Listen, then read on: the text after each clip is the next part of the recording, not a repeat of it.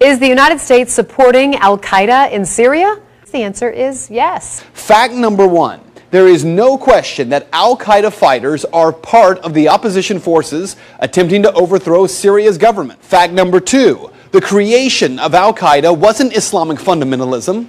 It was the CIA. The Mujahideen was created by the CIA to cause problems for the Soviets. And you might say that's crazy talk, right? Here's Secretary of State Hillary Clinton. To be fair, we had helped to create the problem we're now fighting. How?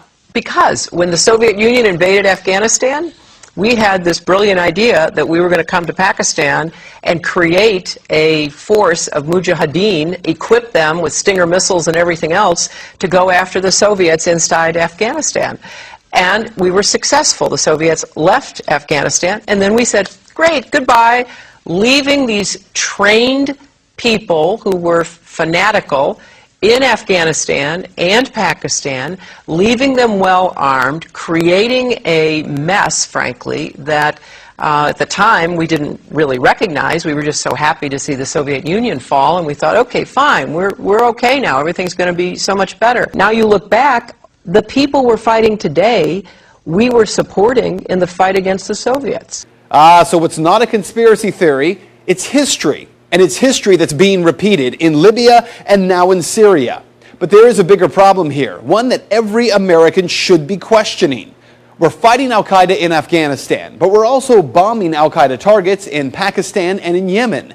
And as we do that, something occurs known as collateral damage. Hundreds of civilians in Yemen have been killed in just the first half of 2012 by U.S. airstrikes aimed at Al-Qaeda fighters. We also have a history of kind of moving in and out of Pakistan. I mean, let's remember here, the people we are fighting today, we funded 20 years ago. And we did it because we were locked in this struggle with the Soviet Union. They invaded Afghanistan, and we did not want to see them control Central Asia. And we went to work. And it was President Reagan, in partnership with the Congress, led by Democrats, who said, you know what, sounds like a pretty good idea. Let's deal with the ISI and the Pakistani military, and let's go recruit these Mujahideen, and let's get some to come from Saudi Arabia and other places, importing their Wahhabi brand of Islam so that we can go beat the Soviet Union. And guess what? They retreated, they lost billions of dollars, and it led to the collapse of the Soviet Union. So there's a very strong argument, which is, it wasn't a bad investment to end the Soviet Union, but let's be careful what we sow because we will harvest.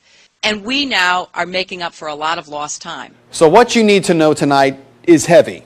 Our government is bombing sites around the world in an ongoing war with Al-Qaeda.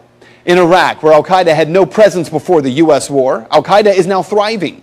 The same Al-Qaeda, yes, created by the U.S. government in order to harm the Soviets. And today, at least 13,000 civilians in Afghanistan are dead as a result of that war with Al-Qaeda. So with all respect to Ms. Fitzgerald from the Irish Times, this is not propaganda. Rather, it is the question that every American should be demanding answers on from Congress and from this president. Why are we giving Al-Qaeda fighters money and weapons to overthrow yet another government in the Middle East? Today, our government claims they're freeing the people of Syria. Tomorrow, if history tells us anything, we will be killing and wounding civilians in airstrikes and then referring to them as collateral damage in a war with an enemy who we brought to power.